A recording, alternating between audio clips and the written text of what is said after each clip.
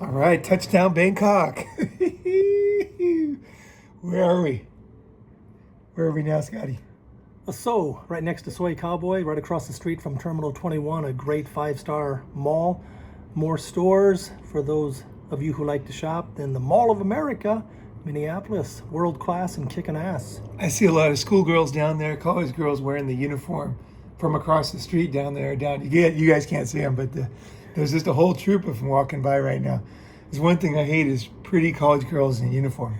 Hate it when that That's happens. the worst. I God. will say I love this Can't specific stand area. that. This is in the heart of where all the action is. I mentioned Terminal 21 for five-star eats for pennies on the dollar. You've got movie theaters, you've got shopping, you've got massages, you've got Soy Cowboy, you've got the train station, you've got tuk-tuks and taxis and the monorail system. I'm telling you, everything is easily accessible per this location. I love it here. It's like amazing value for money too, That's why when people say, "Oh, I went to Thailand," but they didn't.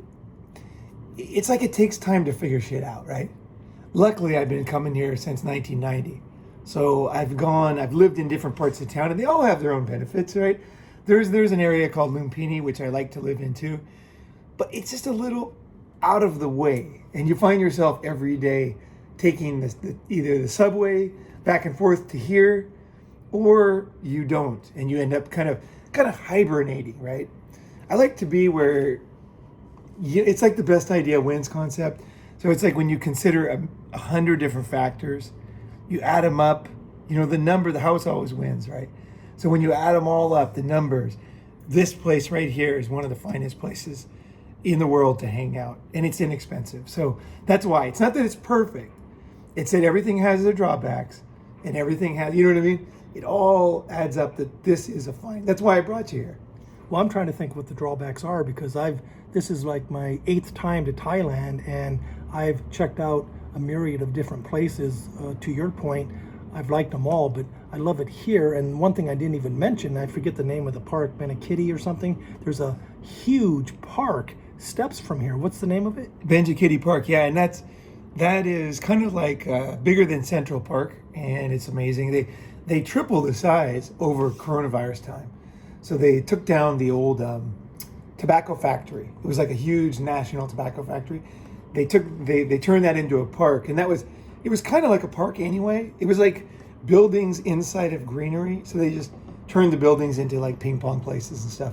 So now it's like one big park. So they tripled the size of the park. Well, when you mentioned that not every place is perfect, every place has drawbacks, I'm curious to what you mean per this specific location. Outside of congestion and traffic, I don't need to deal with cars or taxis or tuk-tuks or motorbikes because everything is within walking distance and or the train station and or the monorail system. So I'm curious to what you mean. What could be better? Like what would be different that's good kind of thing?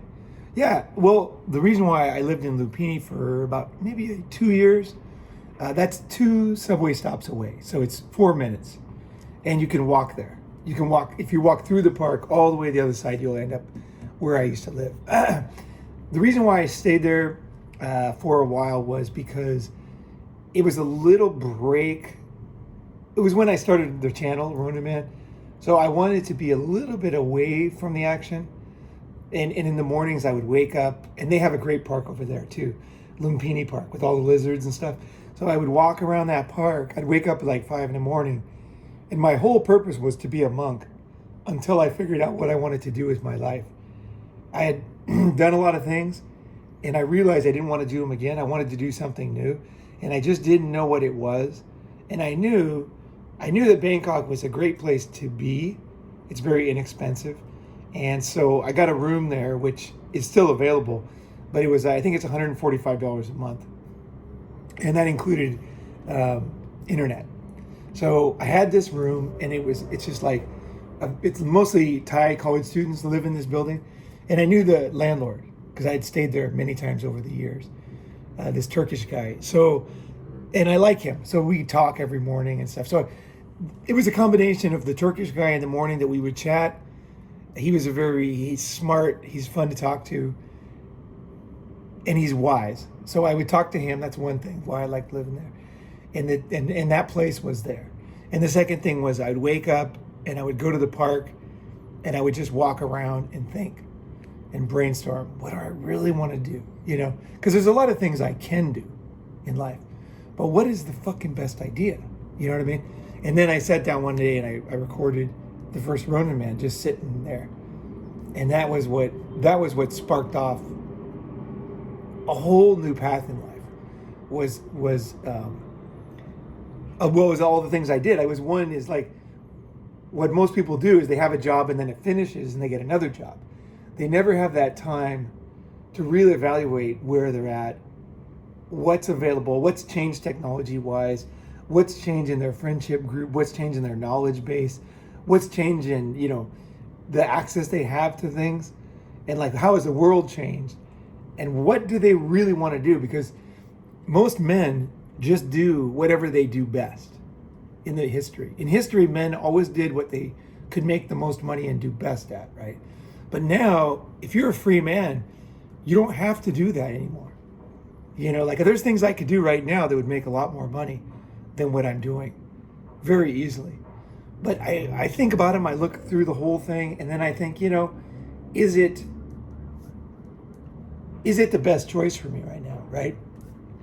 Considering everything, my health, you know, my friendships, my sleep, my physical body, you know, my time left on the planet, like, is this the best choice for me, right? And then I decide, and then sometimes I'll take something and sometimes I won't. I don't always choose, you know what I mean? Like I'm open to, I'm really seriously, when I go into that mode, that kind of hermit mode, time to reinvent myself mode, nothing's off the table. I remember George Bush said that in Iraq, you know, like at the beginning, he says, nothing's off. And I thought, okay, nothing's off the table. I'm willing to make any change. And what do I really want to do? What is the best thing? And then it turned out that something that I couldn't even put even today, people say, what do you do with Ronin Man? I can't describe it. Like I almost can't even describe what I'm doing. And so that's kind of funny too. How was I going to pick it if I can't even describe it when I'm doing it, right? But you know, that's what Bangkok is to me. Bangkok is a place, and I discovered this when I was 23. It's a place that I can be. So a lot of people think, well, I'm going to Bangkok for the girls, I'm going to Bangkok for this or that.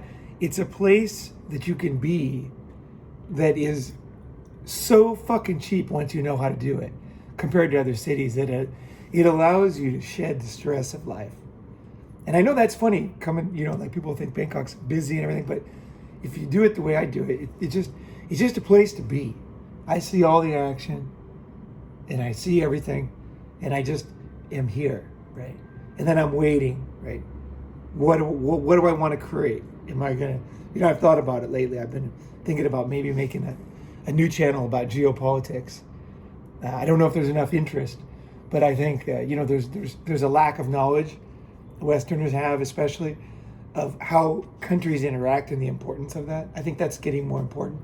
So I've really seriously considered making a geopolitics channel, and also my knowledge of the languages, Chinese and Japanese, and the ways of thinking, you know, the Indian way of thinking, the Thai way of thinking, and really seeing myself from the outside. So I've seriously considered maybe making almost like a daily news, geopolitical news, but just tell the truth. But when I tell the truth in this channel, my biggest fear is that I would get actually taken out by somebody, because when you tell the truth about geopolitics, it's pretty ugly, and it's. But I think it's important. I think it's important to know the truth about the world, right? How things work, how things really fucking work.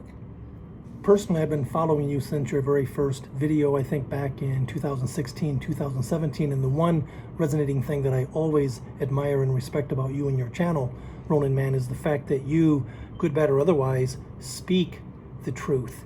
And the truth, I relate to a lot of things that you say, even if it hurts, but oftentimes I need to hear it. So I want to thank you, man to man, friend to friend, for always being honorable, ethical, and truthful.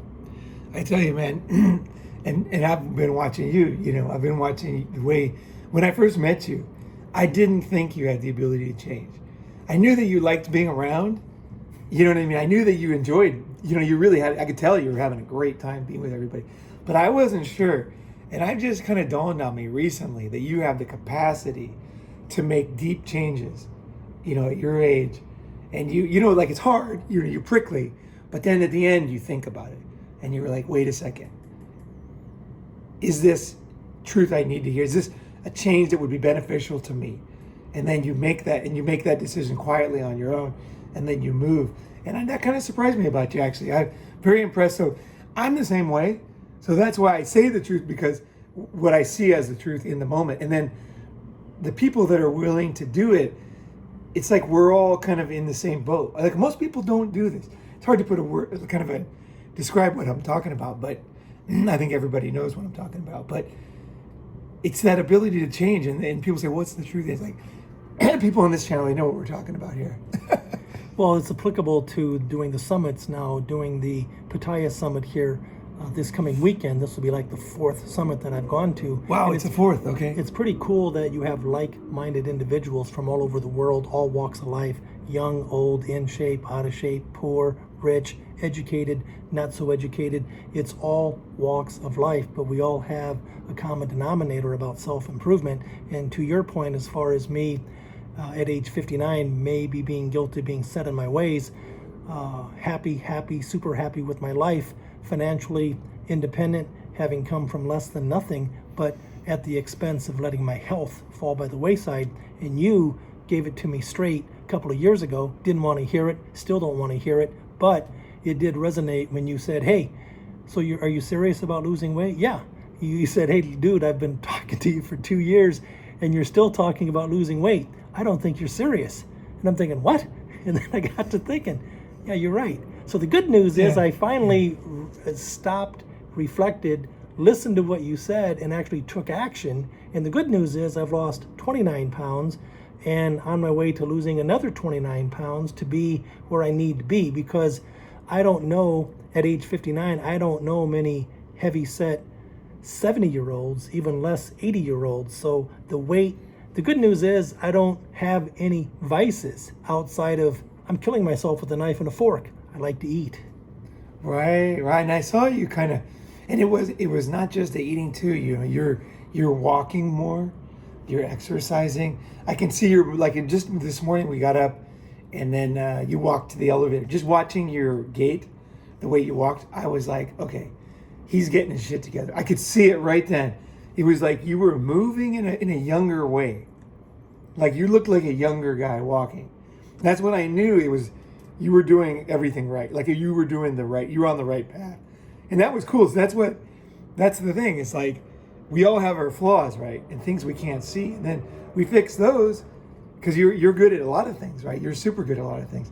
And then you got one thing, and then that one thing will take you out, So it's important to see that and hear that, and then to hear solutions, because it's I don't think there's any point in telling someone the truth when there's no solution. Like I got one friend, he's so fucked up, and he was sober for a long time. Now he's drinking again. But me and my friend talked about it, and he's like, he's old. He's like, basically he's just a mess. He's a corpse. And we were both talking about the best thing for him is just to drink and party till he dies, Like he really doesn't have any other choices, right? Like you may as well enjoy it, Maybe even try fentanyl. You should enjoy that. He's like, that's a good choice for him, because it all depends on what you have left, right? Your best choice depends on what options. You're not doing it just to do it, right? You don't save money when you're a week away from passing, right? You know what I mean? Like you have to flex based on what's really going on, the truth about your body, about your life, about time, and about, your own spirit, right? Your spirit's got to be there. I like what you say, because at age 59, in the past year and a half, I just mentioned this to you over breakfast, I've lost 14 people in their 50s, 60s, and 70s for one reason or another, and oftentimes it was related to diabetes and or internal organs shutting down prematurely because of health conditions, or your immune system isn't where it needs to be. But ultimately it comes down to, what's the point of busting ass and financially making it, having come from nothing, if you die early? It makes no sense. Yeah, and also too, the time that you're alive is not as good. That's the most important thing, is that time. they're dying, but as they're dying, it's getting bad, worse and worse and worse. To die is an extreme thing, right?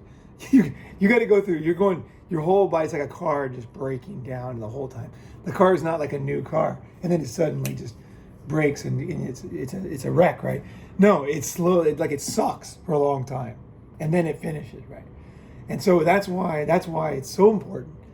Is not just the time, but it's like life can be good, fuck, I go back home and I see my friends and even ex-girlfriends, like when I was just back in my hometown, and one of my ex-girlfriends, I think I was 15 and she was 16, she was like a hottie cheerleader, with a great rack. I never forget her rack, and she texted me and she was like, we're still friends. She always wants to go walking when I go home, and she said, I said something about yoga, and she said, you're so smart. She goes, because it's too late for her to start yoga.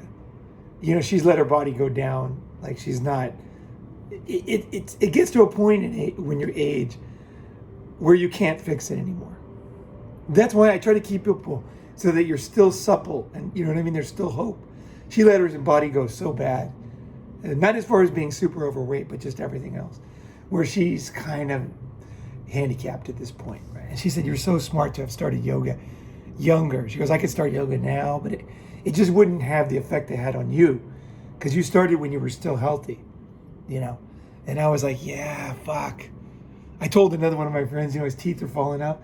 And I told him, I said, you have to, every morning I take an almond and I take a bunch of almonds and raw almonds, and I put them I bite them on my front teeth, like I ting, ting, ting, ting, ting with my front teeth. Because when I was in my 20s, when I was teaching at the university, this older guy who was 72, he said, Paul, everybody my age, their teeth falls out. He said, the reason why is people eat soft food. He said, every morning get up, eat some almonds, chew them, bite them with your front teeth, get the blood moving in your teeth, get the teeth, keep your mouth healthy. The back ones are always going to get chewing. He said, but the front ones don't. So every morning, get them warmed up, get them moving, get the blood going. And I started doing it when I was teaching. That was like when I was 28. So now, fast forward, 59, right? 31 years later, my teeth are fantastic.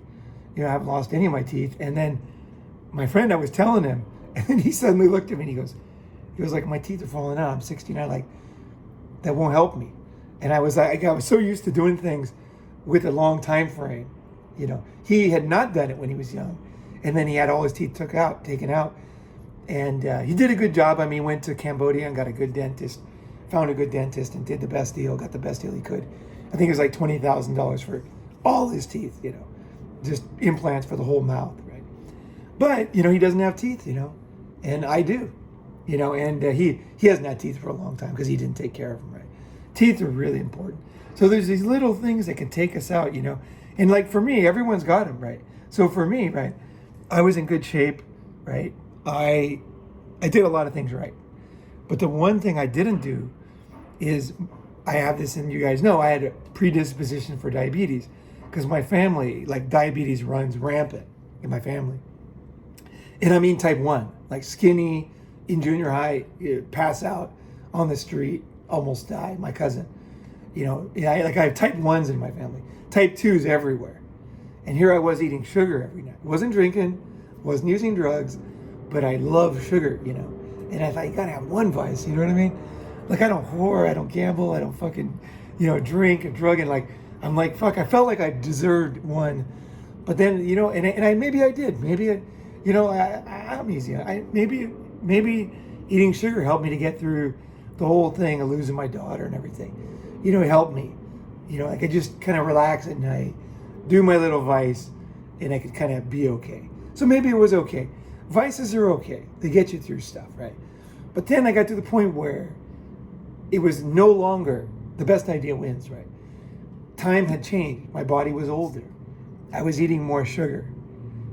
I had my shit together. I was over everything. And I no longer got the pleasure, And then I realized I'm not going to be able to cut down on sugar. And so I completely cut out processed sugar. And that was like almost 2 years ago now. And I got to tell you, for me, This is not advice for anybody. I'm just saying, my advice for everybody is that when you have a weakness, to see it and fix it. And mine was sugar. It really was. That was my big weakness. The thing I couldn't see is that everybody has diabetes. My brother, he's in good shape.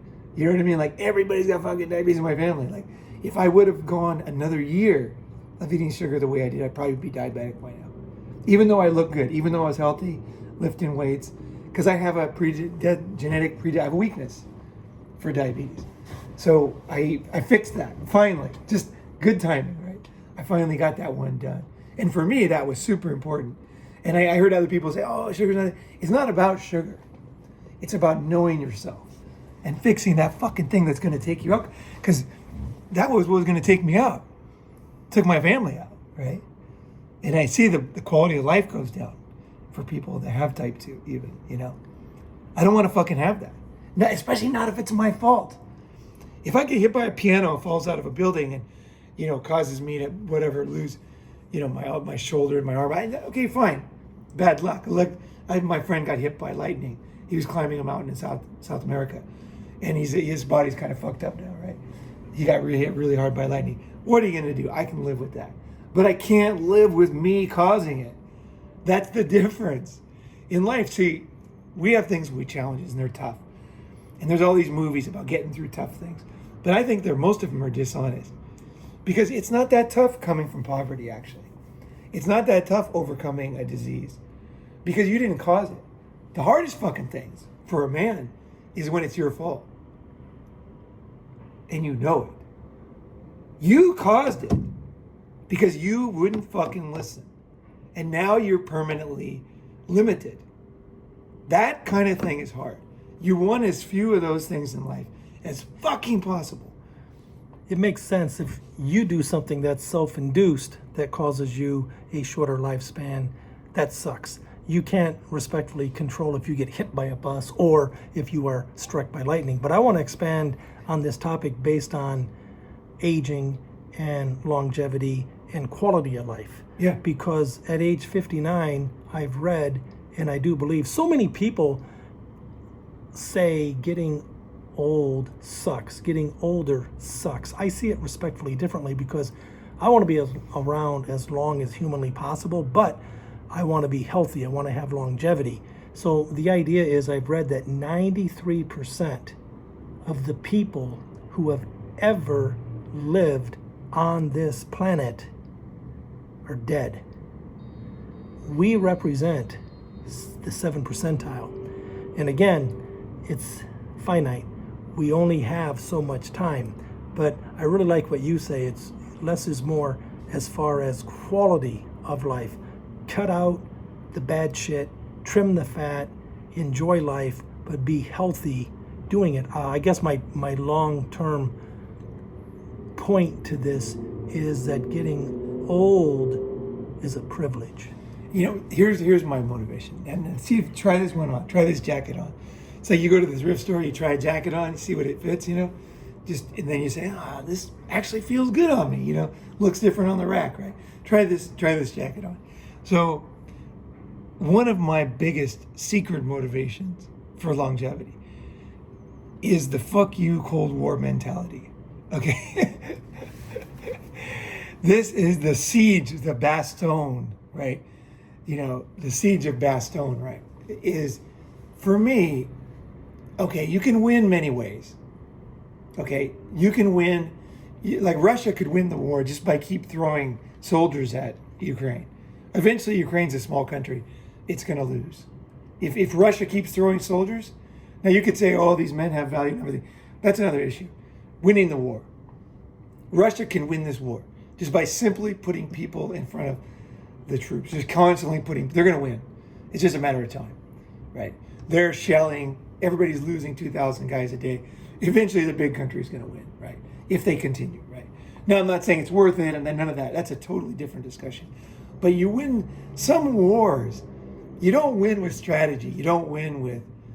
You win with brute force. The blunt, fucking. You know what I mean? Like for one thing, like why I lift weights is because I become, like when I was a kid, I was strong, right? And I realized that when you're very strong and when you focus on the big muscles and strength, people can have a lot of training and fighting. When you're fucking way stronger than you look, like way stronger, your whole body, not just your arms, I mean the total body strength, from your toes, your balance, everything.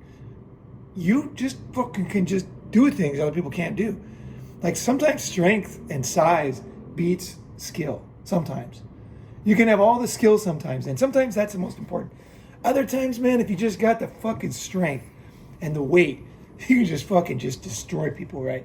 I know you know guys like this. Like, who was the guy? What was his name? Butterbean. Remember Butterbean, the boxer? You know, fucking Butterbean, man. You know, I love it. Sometimes there's the Butterbean strategy, right? So for me, it's Butterbean as far as living, as far as longevity. There's people who try to take you down. There's people who in a way, you're in competition with, okay? Other people in this world, right? What's the best way to beat these motherfuckers? The fucking best way is longevity. It's the biggest fuck you to everybody. Think about it. It's a fuck you to your exes. It's a fuck you to your parents. It's a fuck you to anybody who fucked you over. It's even a fuck you to people that were nice to you. It's like, I'm gonna fucking win, assholes. Fuck y'all. And longevity with good quality of life beats anything else. When you live on and they don't, fuck them. You win. You win. You're good, yeah. You fucking win, right? And in the end of life, you want to fucking win, okay? You want to win as best as you can, given what you got. And I think longevity is a big fuck you. 2 fucking middle fingers to the world. You know, you're beating them. I like it. I like that a lot. I'm glad we're having this conversation because I've also read, it's funny how these things keep coming back to me that have had tucked away in the back of my mind for all this time. But to your point, based on longevity, I've read that the number one way to sustainability based on longevity is number one, being conscientious. What does that mean? It means wearing your seatbelt. It means looking both ways before you cross the street. It means trying to stay away from self-induced sabotages like drugs, alcohol, whoring around, getting an STD, smoking. They're just high-risk behavior, if you will. And as we get older, it might be something as simple as living in a one-level house as opposed to a 2-story house, to where I've known too many 80-year-olds that are sharp, but they fall down the stairs because of a lack of balance, lack of mobility. As you get older, they hit their head, they stroke out, they die, or they just flat out are never the same. Right. And there's ways you can kind of do both. So what I would say to a guy who's older is maybe you want to go to the park, you know, that has a railing, and then walk up the stairs every day and hold on to that railing, because going up and down the stairs has immense value. But it's when you do it mindlessly every day. You're in a hurry, you're angry, you're tired, you're confused about something, you know, you got a phone call, you're in a hurry, you got to take a shit. Those are the times when you fall down. I remember one time I had a cast on my leg, right, broken leg, and then I was taking a shit, and then the phone rang, and the phone, well, I didn't have it with me, it was across just only a couple meters away, but I stood up in a hurry while I was taking a shit, and then I stood up and my crutch slipped and I ate shit on the floor face first so fucking hard. I mean, I just jawed straight into the ground, right? Luckily it was a wooden floor, and it was kind of a poorly made house, so it had a lot of give. Luckily it wasn't concrete, because I would have busted my jaw. I hit the ground so fucking hard, like, straight on, right? And the thing is, it was because I just suddenly had this little like thing that made me not think. You know, the phone rang, I wanted to get it, but I didn't think, wait, that's an important call. But you got a broken leg, the floor is slippery, the thing's over there, there's not enough room for your crutches through the door, so you always have trouble going through that door. I had to think about too many things, and I just lunged with a quick step, and then just fucking, I didn't just fall. Like, the crutches make you kind of go in the air and then launch face forward down with no hands to grab you. You just kind of, it's like, not like just you regular falling where you kind of crumple, and you catch yourself. No, the crutch is when you go up and then you go over. It's like it's like at the top of a roller coaster. You just up and then just woo, bam, straight down, right? And I thought, okay, that's the way. That's why you don't want to live in a 2-story building, is because of that moment when you're not thinking. The stairs themselves are awesome, but you do them when you're focused, right? You go up the stairs. When you're 80, don't stop going upstairs, but you're focused and you're doing it with purpose, right? So maybe every day you take a walk and then you make sure that you hit the stairs. So you incorporate that into your daily routine, but it's not that monotonous. It's not that time when you know the odds, the house wins, right? If you're in a house, eventually you're going to make a mistake, right? And if you have a day, my brother-in-law ate shit. They bought a beautiful house in Paris, and it had one of these wooden old French. Any of you guys have been to Paris? You know those old French wooden stairwells they have? Just beautiful. They had like one of those old French elevators in the house with the metal elevator, like you wait for 20 minutes for things to go. And then they had this wooden stairwell. He went up there. He had this thing, and it was so beautiful. This house was so beautiful. I mean, they bought it for like $2 million. They put like 6 into it. So it was like $8 million house. They made it perfectly French for the period. The problem is that stairwell was something. He had lived in Paris back in '87. He was young, and now he's 2 years older than me. So he's 61, and he fell down the stairs, and he felt bad, and he absolutely shattered his arm. The whole thing, just fucking all the bones. It was because he was thinking of the past. He wasn't considering, the whole thing. He put all that money into the house without thinking, like, wait a second, I'm not that age anymore. This house is not exactly, you need to do some fucking changes. Even you, right? But every year you're different. That's the problem. We think we know. When I was in my late 20s, I had life figured out. I had girls on call. I was making money. I was going to the gym. I was leading groups. I was getting invited to speak everywhere. I was like on fire. I was traveling. I was racing my motorcycle. My life, I had it so dialed. I felt like you could not build a more perfect life. It was just every minute was fun. Like, I swear to God. I had Japanese girls coming over. Like, I had like 7, 8, 10 girlfriends usually. And it's every day a fucking hot girl would come fuck me every day. Usually I'd take one day off a week and fuck 2 on the other days. I had like one day where I could just go with my friends, totally. But then when I got to 30, I just didn't want to do that anymore. I wanted to make money. I was like, I know this is a perfect life for me then. But then just a couple of years later, I was a totally different guy. I was like, wait a second. What changed for me was my sister moved to Tokyo, and her and her husband, like, they're very successful. And I was watching them. I was thinking, wait a second, you're very successful at what you do. I was teaching English, and you're in great shape, and you have all these girls. But I thought, am I going to live my life where I just teach my native language? Is that my only? It's like when I die, I say that's all he's capable of. I was like, no, I got to get into business. I got to get back into sales. I got to get back into performance-based pay where I'm forced to kick ass. It's like I was embarrassed about where I was career-wise, even though I was doing great. By most people's standards, I was a professor. Once I was a professor, I would have been a professor at a better school. And, like I was 6 months a year off.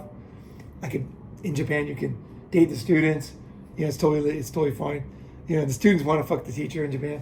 So when you're in college, you can date back at that period in Japan, it was totally normal at that period for a college teacher to marry one of his students. It wasn't cool to fuck around and be an asshole, but it was okay to seriously date and marry a girl. So it was a different culture, right? In fact, in Japan, they were very realistic. They expect the college teacher, to marry one of his students, but then that's it.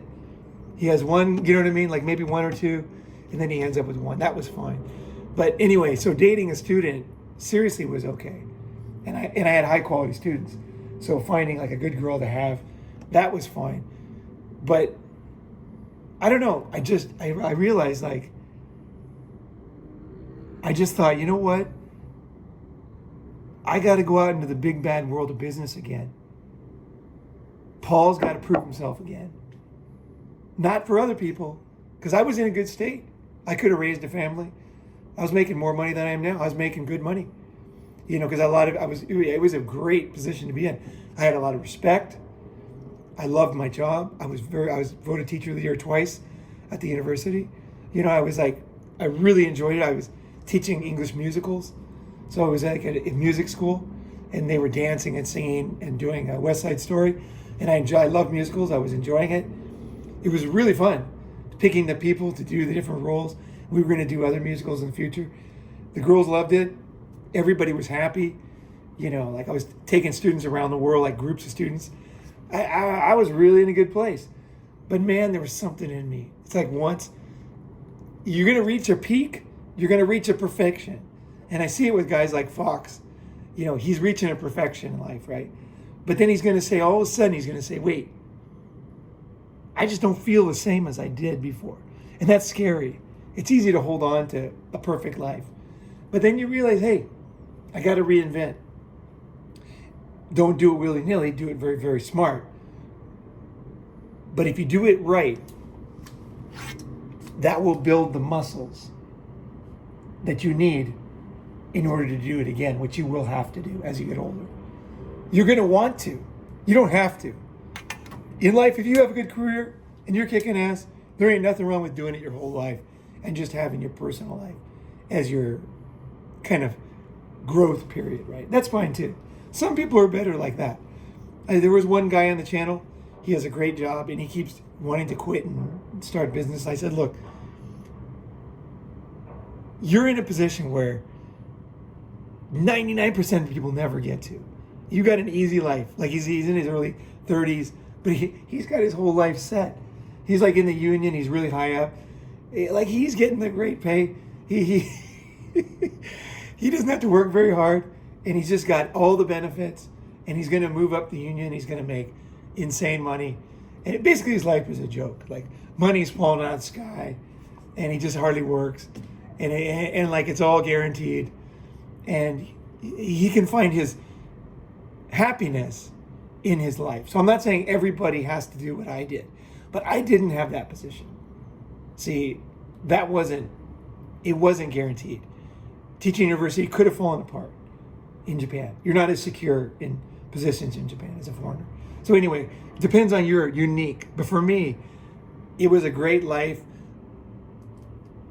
There was some risk, and I hadn't fulfilled a major calling, which was to be a kick-ass sales guy, which is what I ended up doing. I mean, I was always a born salesman, but I went into it and sold $50 to $100 million buildings. I sold, companies on reorganizing. I sold companies on opening their Japan office. I found the people, I did a lot of the challenges that, like basically I was like a horse who could run, and I was in a stable and I needed to run. I knew I could run. I'm like, get out there and fucking run, man. You got to run with the other horses. Run, Forrest, That's run. right. To see what you can run, to see what you can do, right? What can you do, right? I've got a question. Based on where you are today, if you could rate your life overall on a scale of 1 to 10, 10 being total fulfillment, world class and kicking ass, where are you? I don't think that way, because the way I do it, I make it where it's always good. Like I'm always an 8. I keep myself in that position. Like what I'm doing changes, but it's based on what I need to do. So to judge, like when I was young, I was doing the perfect thing I needed to do. Fucking all those girls, I needed to do that. I don't know why. I saw a girl, I had to fucking smell her pussy. You know what I mean? I was like a fucking laser. I just knew I had to smell it. And she knew it too. I was just like I was coming in, And I just had to. I don't know why. Something inside me. And then when I got over that, then I had to do something else. As long as I keep in that mode of doing what I have to do now, everything's great. I don't know if we can't put a number on it. I'm doing the best life I can. Like that's whatever number that is. You're doing the best that you can. You're obviously happy. living the life that you want to live, but if I'm hearing you correctly, there's always room for improvement. Well, it's what happens is there's always one thing you're missing for sure, if not many, but there's also you change. And this is what men do is men are good at something. Okay, so society pats you on the back, attaboy, attaboy. You know, you're a good rock star, and then you become a rock star, and then you just kind of suck it up and just keep playing the same songs, keep going to the same gigs, and you keep getting paid because you're a rock star. You're not a one-hit wonder. You're a fucking rock star. But I tell you, most men, we're more varied than that. We have more skills. I know a guy. This guy's a very interesting guy. Corbett Wall. I know him as a business guy in China. But what's interesting about him is he's a successful businessman now. I was totally shocked. I found out later that he was like a famous saxophonist in Taiwan, of all places, when he was younger. Like everybody in Taiwan knows his name, right? He was like this guy. Corbett Wall was the guy, was the man, jazz sax, right? And then he just said, no, I don't want to do this anymore. And he reinvented himself doing business in China and China-related stuff. And I don't know what he's doing now, but I always thought that was amazing because he didn't change because he had to. He just realized that that game was over for him. And even though there was plenty of money on the table, he's like, no, this is not the only, like, I want to do something else. And he did it realistically, you know, like he did a great job.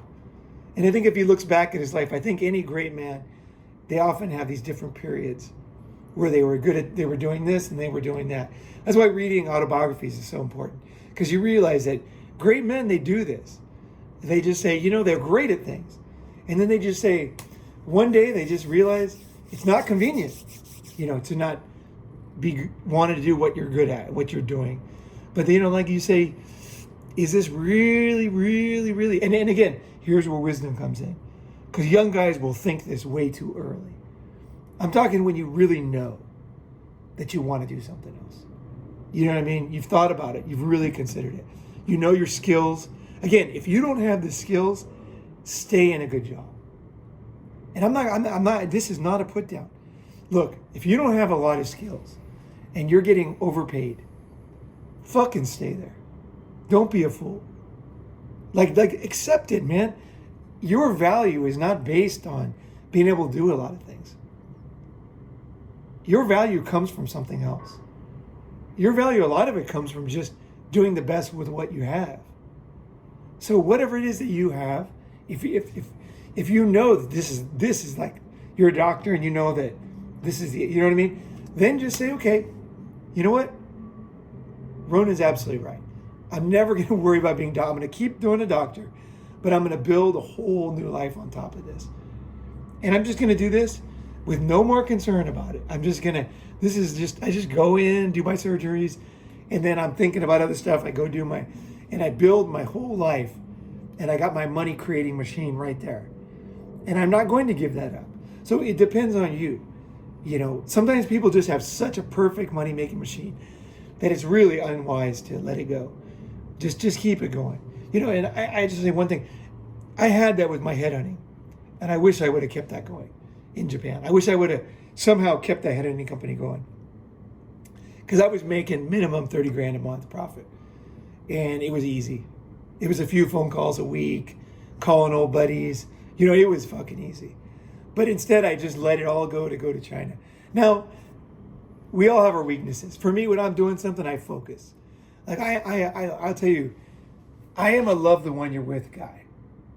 That song came out, and I put it as my motto on Facebook.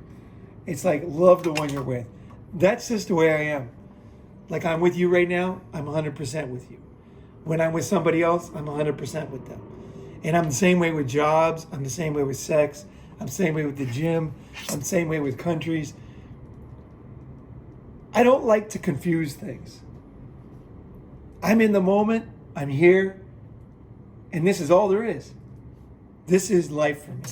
Is this you, me, this window, the phone recording? This is life. I don't know what's going to happen after this moment. Easily, something could change. But I'm in the moment. I don't like the idea of we're here, but I'm managing and I'm keeping. So that's why I didn't keep heading going. It wasn't that it wasn't hard. I wanted just to totally focus on China.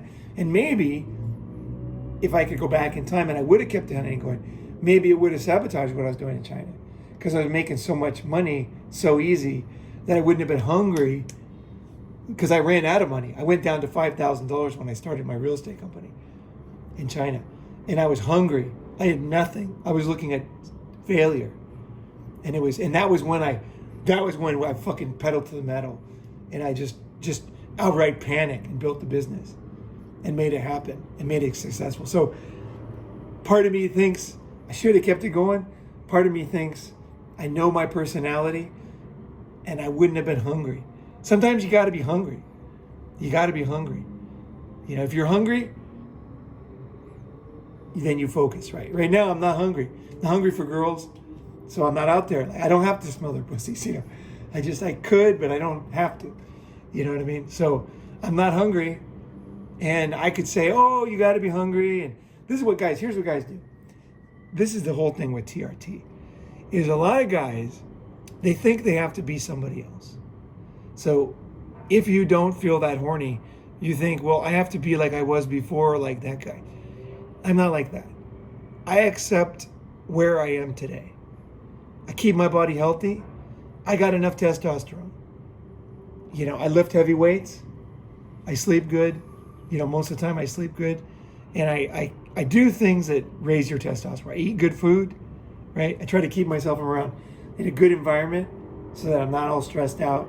So I keep my testosterone as high as it could be for the best with what I have, right? And I don't I don't go take a shot so that I can be somebody else, because I think in the end you lose that way. I think part of the thing is guys can't accept their aging, that their needs are changing. I think it's okay. I think the way to win is to accept reality as you go. And then find that you're going to have other sources of pleasure in your life, you know? So don't try to be, you know what I mean? Like, yeah, that's actually a very key point in this whole discussion. I'm intrigued by everything that you've shared. When you talk about being in your 20s, being at the top of your game, then you evolved into your 30s, you're at the top of your game even though your needs and wants might have changed. When I look at where you are and what you're doing today, you're the envy of a lot of people per your lifestyle. The fact that you just up and go, you travel, you're in great health, you're at liberty to do whatever you want when you want to do it. And now you have such a distinct following of people that admire and respect you and your lifestyle that me, from the outside looking in, per this being my 4th summit coming up in Pattaya, I'm thinking in terms of some of the people I will have already met and a lot of the people I have not. But one thing that I've noticed is as you, Ronin Man, have continued to evolve over the past 2, 3, 4 decades, I've seen it to a much lesser degree with me, but also some of these people I know by going to the summits, people have left the West, they've traveled abroad, some have moved. I'm contemplating retiring permanently here in Thailand. As much as I love the US, I just chill, relax, decompress here for pennies on the dollar in Thailand. So I think it comes back to evolving. And that's why I wanted to just get your feedback on some of the people that have been going to these summits, how they have continued to learn and grow and ultimately evolve.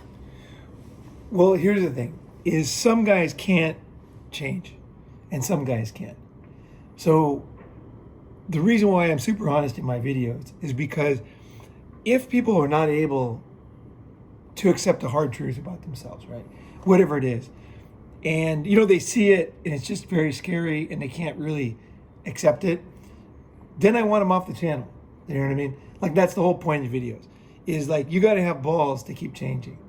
If you don't have the balls to do it for whatever reason, then drop out, right? You know what I mean? So just getting through the channel for, you know, listening to these ideas, these are very, very hard to listen to for a lot of people. But what happens is you realize, oh, wait a second, these are hard, but you know what? He did it, he did it, he did it. bet I could do it too. You know what I mean? And so that's part of the reason why I think it's so important to come to summits, like you say, is that you see other real people where you don't know if they're going to make it, and then they do.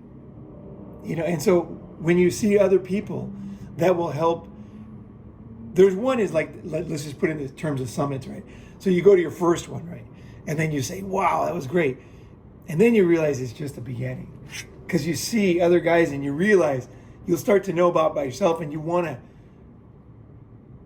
to be in this environment where everybody's doing this and everybody sees you, and then they'll tell you, hey, Scotty, you know, you're doing good, better with this one. Or like when I said your physical body movements, your gait, your walk, the aura of your movements were younger. You probably didn't know that. That was a big thing. That's how they measure when someone's going to die. They have a software that looks at how you move, and they can predict how much you have left. So when you look younger, that is not a small thing. It's an amalgamation of many different points that make that younger walk.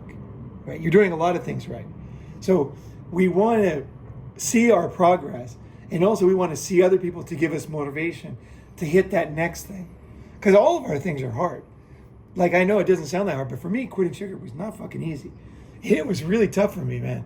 It was, whoo, man, that was my, you know, like we've all, you know, it sounds dumb. Like everybody's got their own things, and you think, oh, this is like so stupid, right? I stopped these other things, right? It's got to be. But no, it's like tough for me. Oh, you know, it's like, it was easy to kid myself, right, on that one, you know. So anyway, we have our, when you go to summits, you see other people evolving, and it gives you a sense of optimism. It teaches you, and it shows you that some people can't make it. You know, some people can't handle the truth, and other people can. Other people know that inside themselves is enough to handle whatever's going to come in life. And so give me the truth. Like, it's going to be hard. It's not going to be easy. But whatever I got as a basic man is going to be enough. I got the faith in that. That somehow I might not feel like I'm ready for a big change, right? Or for whatever it's like to get over cancer, whatever it is. But I know that there's the average guy, and I'm doing better than that. So whatever comes in life, whatever challenge, I'm going to be above average chance to get through that. So it's going to be okay. I can have faith and just jump into the abyss. And that's what it is when you hit these new challenges, right? And you know, like to your point was when we were having breakfast, we were talking about one guy. I'm sure he wouldn't mind me telling the story. So Joel was one of those guys that was, I interviewed Joel like 6 or 7 years ago, and he was 19. He was here at a Bangkok Summit, and he was young, he was smart, he was doing a lot of things right. He was saving money. You know, he had started a business at 19, and he decided he wasn't going to go to college, but he's one of these guys that's like, he's the kind of guy in the old days that would have gone to MIT. That's the exact kind of guy he is, right? He would have gone to Cal or MIT. He's very good at math, physics, that kind of mind, right? But he decided, no, college is not the place for me anymore. So he didn't go. And then he signed up for Unblackmailable when he came to the summit. And I was like, wow, it's one thing to talk about not going to college, right? And a lot of guys who don't go to college, they're not that smart, so they're not giving up that much. But when you're really the best of the best, and you could have like an easy life, you know, working at a company like SpaceX or, you know, wherever it is that you would want to be, that's really a cutting edge type of company and, you know, people, right? And at some kind of research institute or whatever, you know. And then you're giving that up because you don't have your college degree. Fuck, man, that's the abyss. Anyway, Joel took that risk. And he told me, I said, I'm not going to go to college. I'm not going to do it. I don't want to. I'm not going to do it. And because he get a full ride. You know, it wasn't money. He's just like, no, I don't want to do that. So he came to Summit. He had his own company. Didn't make any sense. The company sucked. And I just said, hey, look, I got to know him better. He ended up coming on the Ronin tour. And he was telling me more about his business that was just basically a joke. And I said, look, your business is a joke. Your partner's a joke. You know, you got to get out of there. You got to do this. You got to move out of the house, close the business, do something else, you know. And he was like, he was still young. He was like 21, and he was just like, it was hard for him. And finally on the tour, I finally just said, you know, it's like there was it kind of came to a head, you know. And I won't go into the exact details of what happened, but I gave him some fucking hardcore truth, you know. And then basically he broke down. And then I didn't see him for a couple of years. And when he called me back, it was amazing to me, because I realized that, like they say in the Bible, right? You leave the yeast, the leaven in the bread, right? And then the bread rises, right? If you don't have the leaven, the bread doesn't rise, right? And it's like I'm leaving the leaven in for people.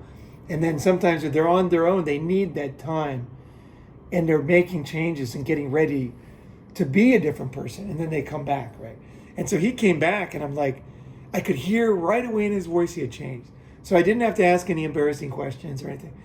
And he said, hey, I want to go to Japan. And I said, great. And then he said, I'm going to get a room. You want to share rooms? Before, I would have said no. Like, I would have definitely not wanted to room with him before, to the old Joel. But I could feel, and I knew that he had the balls to call back.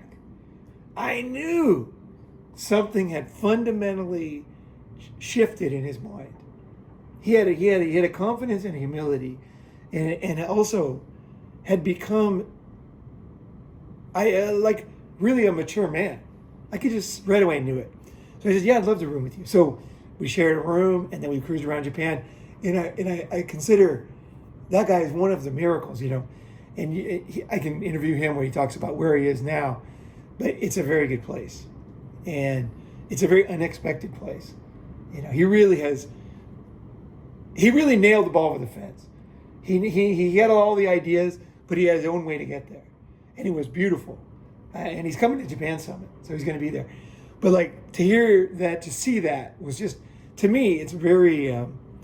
That's the way I am. You know, I want truth. There's so many people, they don't want.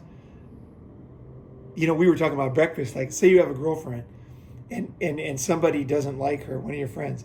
Nobody will ever tell you. And then when you break up or divorce, then they'll say, you know, I never liked her or something like that. And I understand that. That's a normal human thing, right? You're trying to be respectful. I personally don't like that. I hate that, actually. The reason why I hate that is I put it in the same category as, you know, when you go to a funeral and everybody says all the good things they never said to the guy. I think you need to say it now. That's the way life is. It's never convenient. But you need to say it. And the reason is because it's valuable feedback from an intelligent, aware, sensitive, caring friend. So now it might be very hard for him to hear, and he might never talk to you again. And so you're always taking that risk that the guy is not either capable of seeing it. He's too stuck up on protocol, like, nobody should ever say this about my wife. Nobody should say this about my girlfriend. Nobody should. And that's true. I would say in society you shouldn't. Okay? But if you're dealing with a brilliant man and you see that there's a mistake, you don't want to willy-nilly be saying things about his girl, right? Don't go around just half-cocked talking shit. But if you really know something, and it could be something you learned right in a moment. I'm not saying it has to be. Sometimes you know who somebody is pretty quickly, right? But there's that deep knowing that you know, right?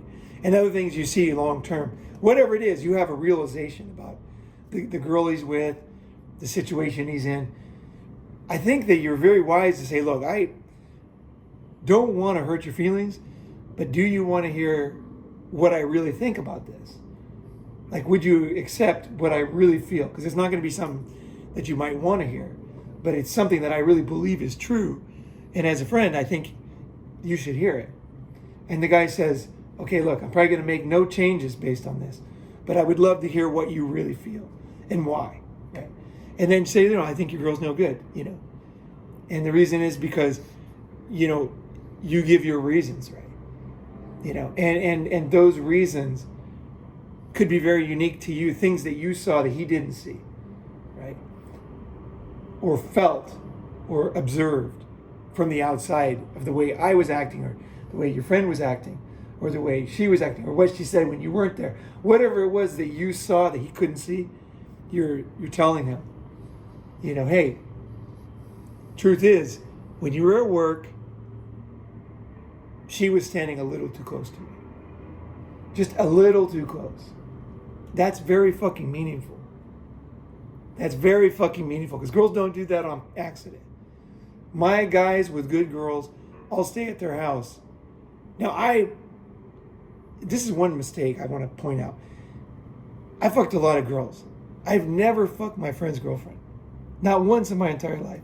Drunk, angry, even if he fucked my girlfriend. I never fucked my friend's girlfriends. That's a line I never crossed. And I never will cross.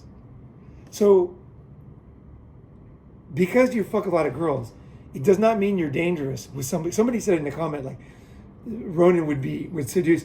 And I was thinking, that guy he doesn't know me at all. Because that's the last thing, when you have choice, the last thing you're going to do is choose the lowest hanging fruit. Because you can move up. I mean, you know it's there. You see it. It's tempting. But you know, like, hey, I don't need to do this.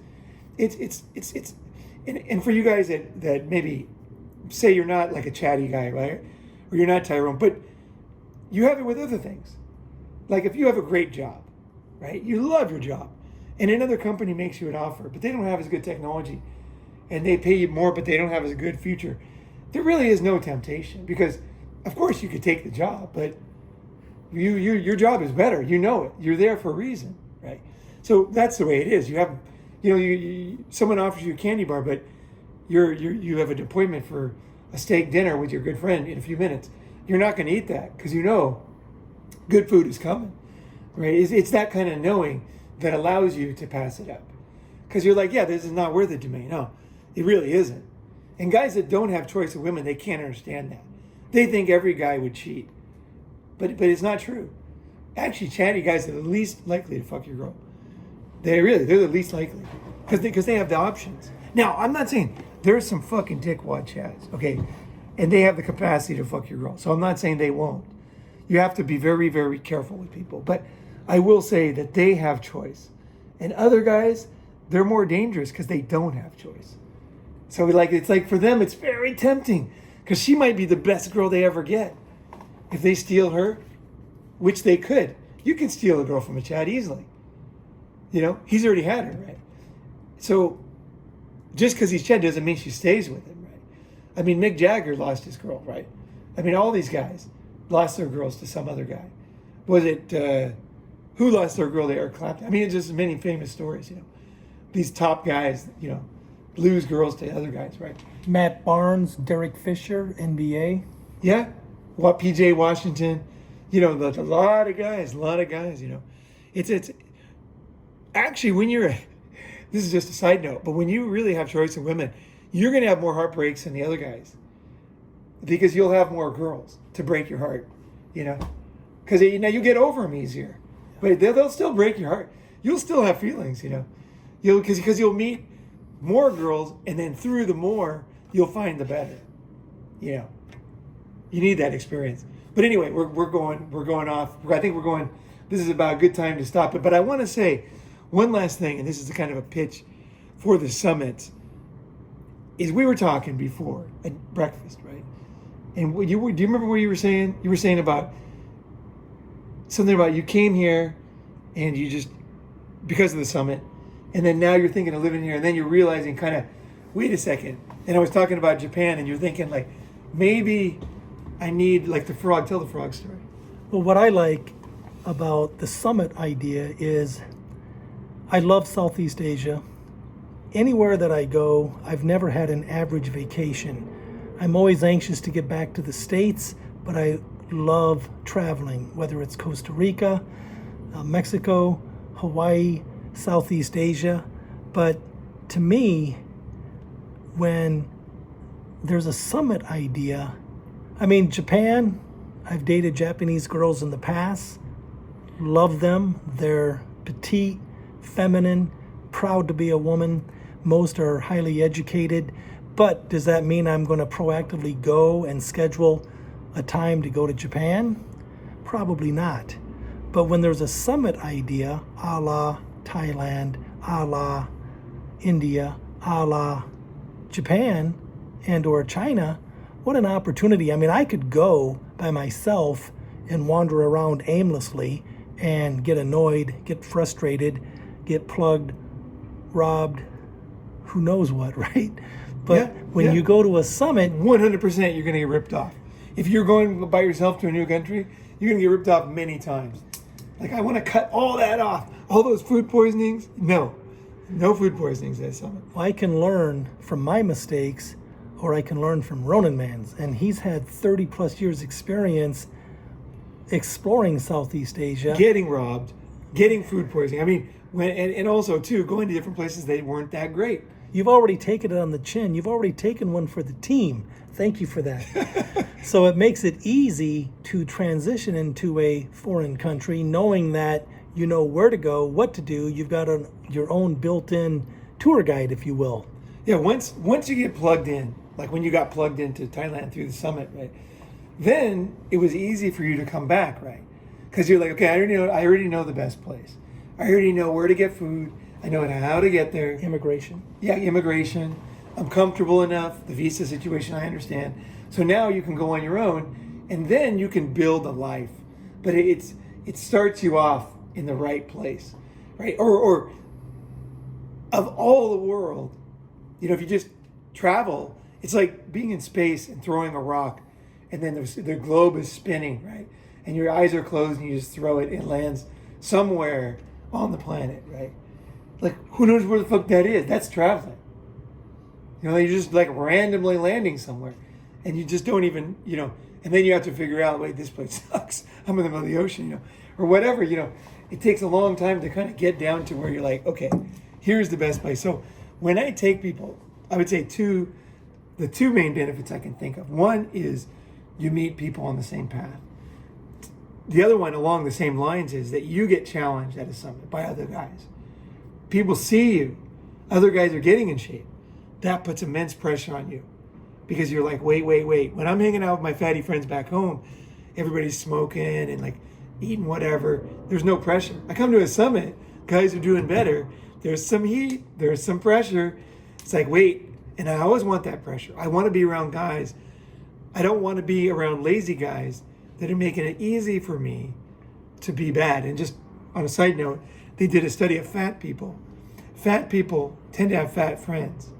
And then, get this, every pound matters. So if you have a friend who's skinny, but they have a fat friend, you're more likely to gain weight. They did it. This is a deep study. And they could not understand why. And what they think it is because when you order, let's say, that big dessert, if your friend is overweight, she's not going to say anything.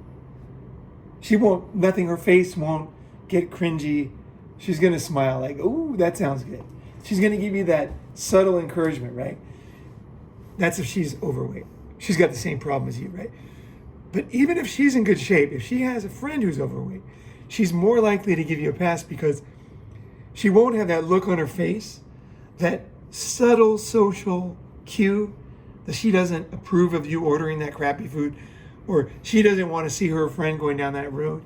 But she'll give you the pass because her friend does it, and so she's used to it. Her daughter does it. And so it's the subtle, when you go to a summit and you look guys straight in the eyes who are changing for real. Nobody's perfect, but they're changing for real. It puts immense pressure on you to say, wait, it's time. Okay, fuck it. I'm done. I'm going to change this. You know what I mean? That's the one thing. And then, so it's one is like watching other people, the enjoyment of watching them do it. Two is the pressure it puts on yourself for your own weaknesses, right? And your own things. And then three, and this is the really amazing part of Summit, is I'm choosing places for a very good reason. I don't talk about it because it's so hard to put into words. I got to tell you guys, I'm begging you to come. Like, I'm begging you because This is not, I'm not going to Japan. I would get a lot more people would come if I did it in the States again. Summits make more money in States. Okay, if it's about that, less people come overseas. But the value of the guys who come and the change in their lives and the life-changing things that happen when you see new environment is amazing. And it changes lives. The guys who came to the Japan Summit, the Pink Bikini Summit last summer, dude, one guy has lived in Japan since then. Another guy has learned all the Japanese characters. He can read like 3,000 something characters. He can write 3,000. He is a totally different person. The other guy lives in Japan now. The other guys, everybody wants to go back to Japan. And they tell me, like, this changed my life totally. Like Japan, there's a reason why we're going to Tokyo. There's a reason why we're going to do the trip. Like, just trust in the process. Is I'm bringing you somewhere important. It's not just a place. Just trust and say, hey, I'm going to give it a try. I'm going to go check it out. You know, like sometimes I'm not good at putting into words what I'm doing. Just follow me and then just see. And then you'll see, oh, that's why we came here. You know, and you'll kind of like, it's hard for me to, because it's like telling someone about the internet that had never seen the internet. It's very difficult to tell you. I have to take you and show you. And, you know, then you're like, oh, I understand. The last thing I want to say based on my experience personally is, respectfully, I did not know what I did not know. And to Ronin's point, based on what he's saying right here, right now, it reminds me of a story I read a while ago about a frog at the bottom of a well swimming around in a small puddle of water by itself, happy as can be because the frog and water are synonymous, but it's a small little puddle of water. Well, this frog did not know what he did not know, but he did look up and would see this open at the top of the well. Well, one day curiosity got the best of him and he hopped out and fell out of the well. Well, he continued to hop along until he came across a creek, and he couldn't believe. He was just so happy because he had never seen so much water in his entire life. So he hung out in that creek for days on end, found himself on the bank, continued to hop along till he came across a river, could not believe how much water, and then eventually on to the ocean. My point is, and I've lived it, you do not know what you do not know. And if life is good, great. It can be better.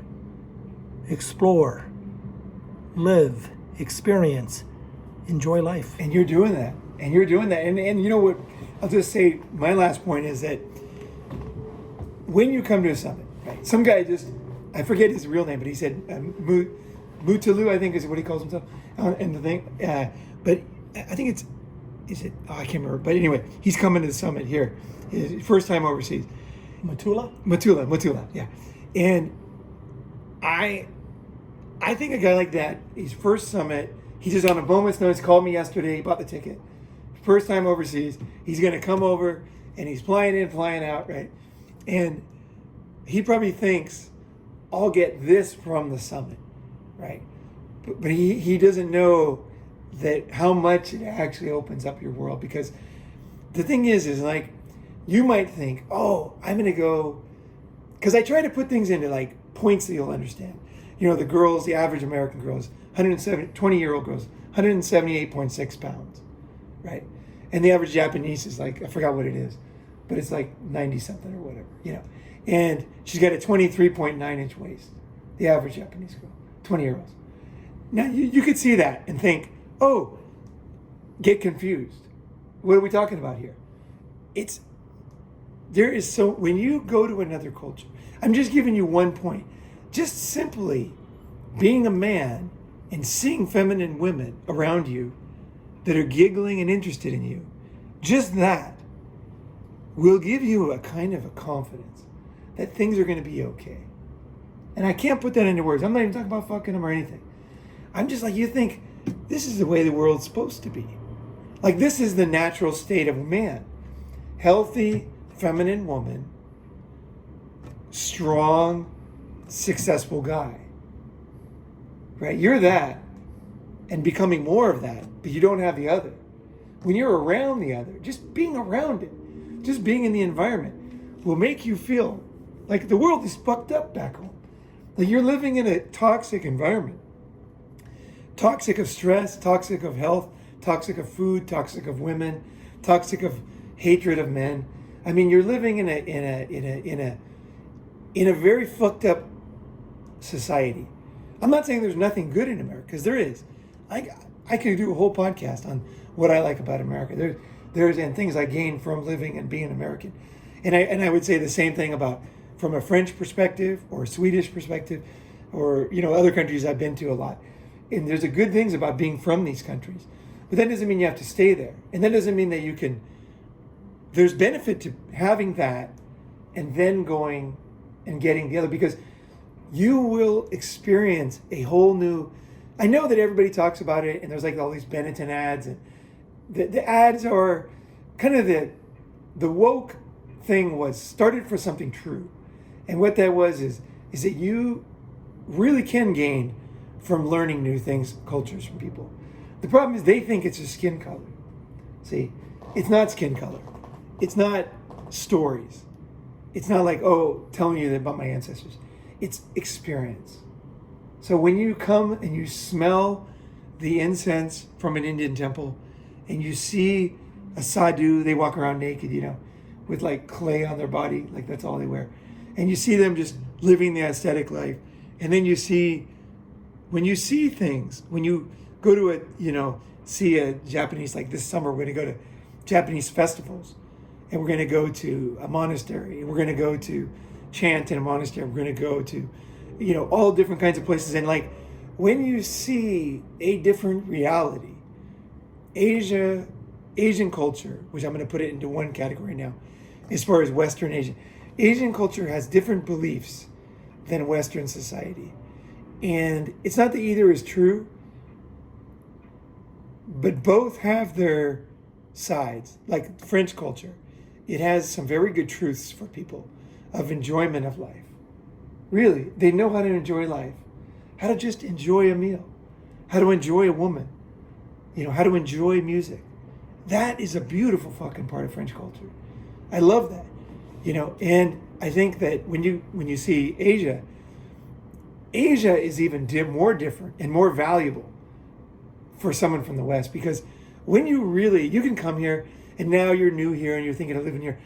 At some point, you're going to integrate ideas, deeper ideas from Asia, truths, ways of looking at life, and they will forever change who you are in a good way, where you will see more things. You will feel, for lack of a better term, you'll feel like the things falling off your shoulders and just seeing more truth. Because you'll know what's true and not. You'll know the parts that fit and that don't. Because there's bullshit in Asia all over the place, and you'll see that there's certain things that you won't accept, but there are ways of looking at life that are better here, that are significantly better. And when you start to, the reason why I really recommend coming to Japan Summit is because you really get a fresh way of looking at life from the Japanese culture. And it's not something you can put into words in a movie, and you can memorize all the things. You can be studying Japanese history, and you can know every word that I could use, but it's totally different than living there. It's totally different than seeing it alive. It's like reading about history or being able to go into a time machine and to live and to see amongst Caesar or one of these other great figures, to be able to go back and to see the Great Wall being made. You'll understand how it was really, you know what I mean? You'll know that whatever it was that was the truth about that. I could say a lot of things, but you're going to learn the truth, right? And you have an incredible experience. As a man, the reason why, a lot of people won't understand why I'm saying this for a very, I hope you're still listening, a very good reason. See, because when you red pill, when you realize that society's path for you doesn't work, you are really fucked. You don't even know how fucked you are. Because you can stay home and try to be quote unquote red pill, but there's nowhere to go with red pill. is like you don't accept society's way, but there's no other path. What I'm giving you is another path. Because you will see these other cultures and you'll integrate the good stuff, the true stuff, and you'll be free, where you elevate, and then you'll enlarge your life, enlarge your friendships, enlarge your ideas of friendship, of masculinity, of truth, of success. Not only that, but you're going to see, obviously different architecture, different lives. And you're going to see a lot, but I'm talking about the deeper truths, the truth about death. How important is truth? The Asians look at truth totally differently than the West. Completely differently. And when you understand the Asian way, it's more about the group and how things work in the group rather than the truth itself. The American way is like, they love a movie where a guy discovers something and then like something's corrupt, and then he goes and fights and fights and fights, and then finally it becomes a big thing and changes everything. All American movies have these same boring themes. Asian movies are based on Asian values and Asian... There is a different way. Life is not only the Western way. And when you start to integrate these other ways, I'm not talking about fake, like I had this ex who had all this fake Asian stuff in her house, and she got a Reiki license and everything, but it was all fake. I'm talking about when you really integrate deep Asian truths into your being, because you see how they fit. You're like, wow, this is a truth. I want this. You know what I mean? This is even more true than what I learned over there on this one. And you fundamentally, it's like the weight of two things on a scale. One thing just slowly outweighs the other one. And you realize, I actually agree with this one at a larger percentage than that one. It's not, neither one is like completely true, but more in my life at this point, like that truth fits in and I can integrate. And that, just that process of understanding there are people that are completely different than you, and they're right too. They're literally living good lives. It is just amazing. It's just amazing. I never cease to be amazed by this, because I can learn, like plants evolved in all different places. Humans, I can keep integrating ideas. And I believe it happens until you die, because people on their deathbed in Japan, they learn new things about Japanese culture that they didn't know until they died. Because I've seen people die in Japan. So I've seen that they realize that it's different. So you can be here for 2 years, 10 years, 20 years, and think you know. It actually is a journey to the end. I'll end on that.